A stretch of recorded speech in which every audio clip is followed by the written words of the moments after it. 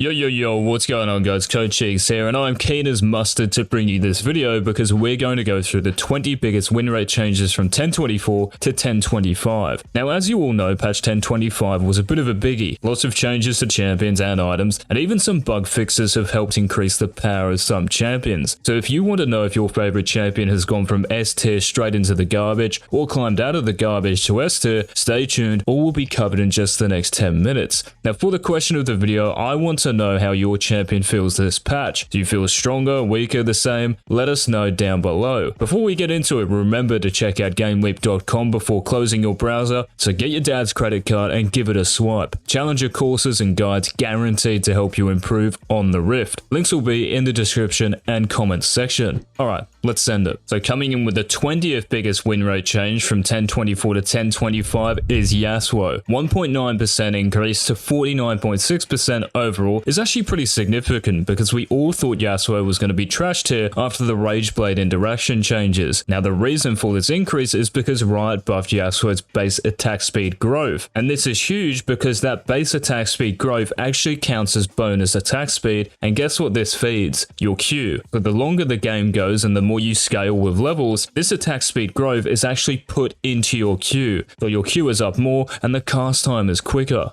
Now it's always been obnoxious versing Yasuos who can just perma Q. Well, this makes it even worse. So if you hate versing Yasuo, I'd consider banning him still, but for all you Yasuo mains who have been hit and affected by the Rageblade changes, this is a welcome buff and it's shown in the win rate change. Next up with the 19th biggest win rate change in 1025 is Fizz. And Fizz has seen a 2% decrease from 54%, which made him the best champion in the game last patch, to just 52%. Now, I say just 52% because lots of other champions are hovering around this mark. So Riot nerfed your mana growth, and this has actually hurt Fizz, and I can't really believe it because your damage is all still there. You can still one-shot pretty much anyone, but you have to choose your all-ins more carefully, especially in the early game when you don't have much sustain or, well, mana sustain anyway. You have Corrupting Potion for sure, but once you get Leandries and maybe a couple of blue buffs, that's when you can really start to use your abilities on repeat, but until then, this has surprisingly had an impact on Fizz. So the win rate has gone down for sure, but all in all, you're still one of the best mid laners in the game because that damage is all still there, and once you get a few items with ability haste, you're good to go. 18th on the list is Karthus with a 2% increase in win rate to 47.5%. Now it sounds quite depressing saying that, you know, you've gone up 2% to 47, big deal. Well, the Q buff Riot gave Karthus has actually helped all of you out in all roles.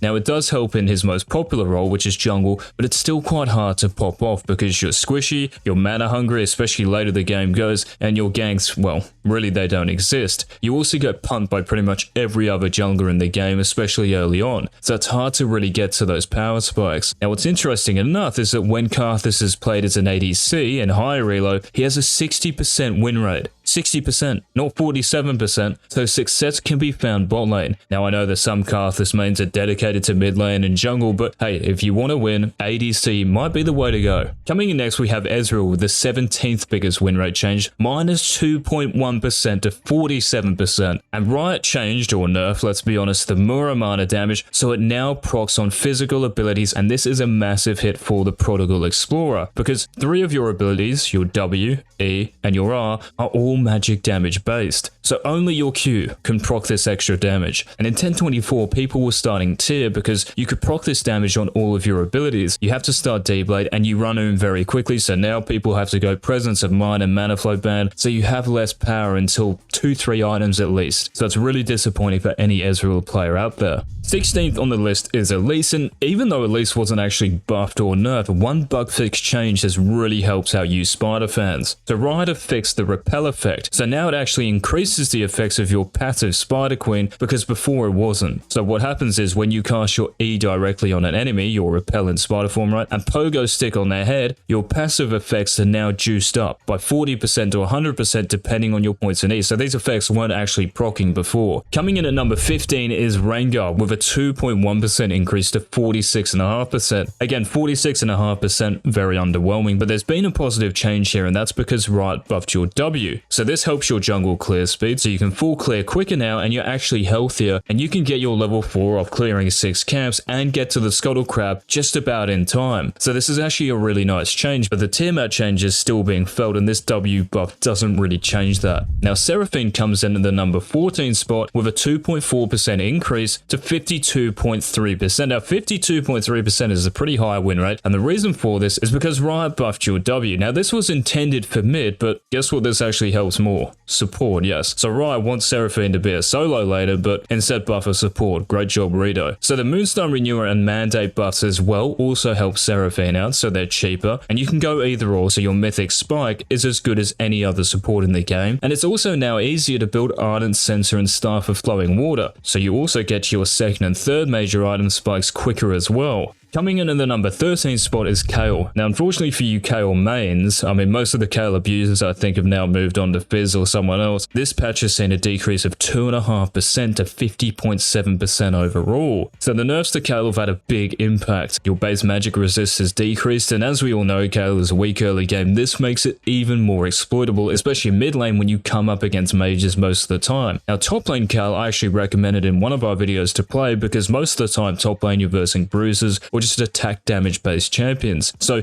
this nerf won't actually really affect top lane Kayle, but if you're playing it mid, you're going to get pumped. On top of that, your E damage ratio is down, so it doesn't hit as harder later when you're meant to be strong. So your early game is more exploitable and your late game is a little weaker. So down 2.5%, honestly, unsurprising. 12th biggest win rate change, and this is a good one, is Nidalee, up 2.5% to 43.9. The overall win rate is still pretty subpar, I get that, but the buffs to Nidalee's Q and E have been pretty pog. So your early clear is still good, but now because of the buffs, you're going to clear quicker as the game progresses. You also have better scaling because of the damage increase from these buffs. Now, not having Athenes because Riot removed it when preseason came out has hurt Nidalee, but this damage increase now puts more power into the Night Harvester kind of one-shot Lichbane build. It's also important to know that Nidalee still has a good win rate in high elo, so if you can master this champion, you are going to reap the rewards. Just outside the top 10, we have Shen coming in at number 11 with a minus 2.6% to 50.7 overall. Now, the Sunfire nerfs have actually had a bigger impact than what I thought for sure. Minus 2.6% because of a loss of 100 health on your Mythic. That doesn't sound legit, but it is, the stats don't lie. Now, Shen is still going to be good because before you actually get Sunfire Aegis, you're still strong in lane and you have a global presence with your R. And there's been no nerfs to Shen himself. So your basic abilities, your damage, all your stats are still there. It's just when you get to that Sunfire Aegis Mythic power spike, it's just less impactful. Starting off the top 10, here we go. We have Yone. So Yasuo was number 20, number 10 is Yone. Yone also got the same attack speed growth buff that Yasuo got from 2.5% now to 3.5%. This counts as bonus attack speed, so it gets put into your Q, so you can cast this more and quicker. Now Yone is already great mid-late game, especially when you have like 2-3 items. Well, now it's even better. So you can Q on repeat, and it's pretty annoying to play against because yeah, you're just throwing Qs out for days. It feels as if there isn't that much skill involved, but hey, this is the change that Riot have put in, and it's seen a 2.8% increase in win rate to 49.8%. Coming in at number 9, we have Nasus with a 2.8% increase to 52.6%. Now, I cannot believe this one because the Q buff Riot gave him seemed kind of minuscule. So your Q cooldown is down by half a second at each level. Now, this makes it easier to farm earlier and easier to stack for sure, but to me it just sounds pin. But I guess it adds up over time, and with your ultimate it's even lower, so good on you, Nas. I think also in the context of top lane, the Sunfire Aegis nerf has actually helped Nasus as well, because while all those champions go down in power, it kind of indirectly pushes you up a bit. Coming in at number 8, we have Twitch with a 2.9% increase to 47.6. So 47.6, still on the low side, but almost a 3% increase is great, and the reason being is because there were buffs to your Q attack speed, your W slow, and your R bonus attack damage. Now, this isn't actually directly for AD or AP, it's actually good for both, but unfortunately for you Twitch means you're still really squishy and easily killable, especially in a meta where Yasuo, Akali, Fizz, Zed, all of these champions are still picked and you don't really have an escape for it. Coming in at number 7, we have Pantheon with a 3.1% increase to 51%. And this is kind of expected because of the amount of buffs Riot gave Pantheon. The biggest one in my opinion is the armor pen you get for each level you have in your ultimate. So you get 10% at level 6, 20% at level 11, and 30% at level 16. So this makes your scaling better, which has always been a weak point for path, but also makes your early game lethality build even more deadly. So squishies, you will be one-shotting them a hell of a lot more, and also tanks, you can actually penetrate that armor they have easier. And at the 6th spot is Warwick with a 3.5% increase to 52.2. Now we're starting to get into it, aren't we? 3.5% increase is massive. The huge passive buff is the reason for this. So your on hit now deals AD and AP. And this works with your Q, so you will take big chunks out of your opponent. I know the Sunfire Aegis build with Titanic Hydra and Deadman's Plate in there is the preferred build, but Divine Sunderer sounds more legit now because of this change. Not only that, but in the early game and throughout the game, your clear speed is better and you are healthier. Starting off the top 5, we have Lee Sin, a 3.6% increase to 46.8. The armor increase has been great, the W cooldown lower has had an impact, and there's more base damage in your E at every rank, meaning that when you start E second, your clear is a lot quicker. So in high elo career, for example, Lee Sin has a 56% win rate, which is actually really high. Coming in at number 4, we have Talia with a 3.8% increase to 48.8%. So Riot changed your Q so that each stone now deals 100% damage to monsters, which is huge because you can clear camps a hell of a lot easier. Now the damage you have as Talia has never really been an issue, so now you can actually start to use that damage quicker in a game because you're not wasting time clearing your camps. This also lets you compete with popular junglers like Graves and Kayn who clear a lot quicker than you, but you're actually there on time as well. We're now into the top 3 guys, and these win rate changes are massive.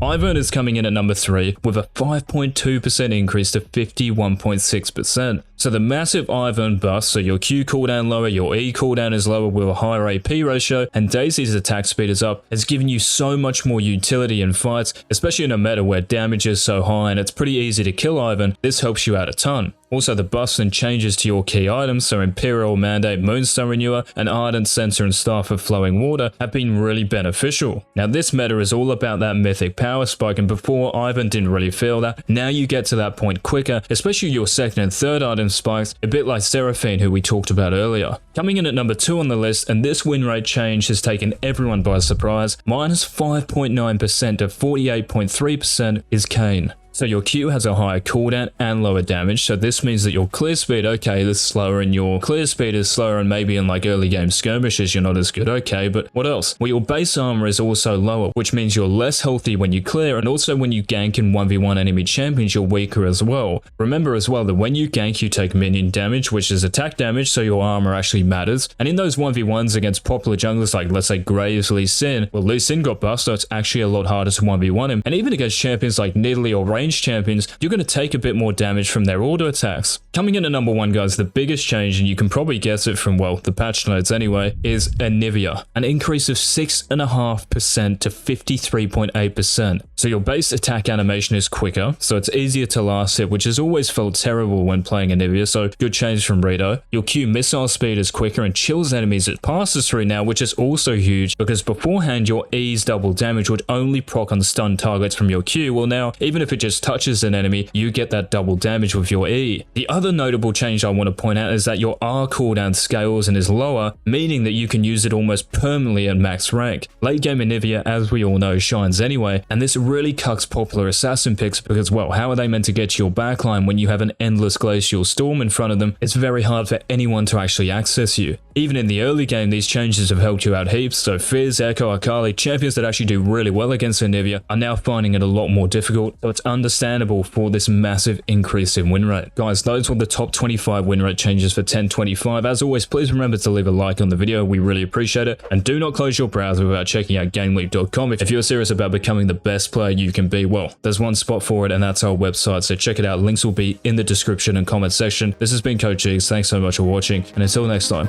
peace.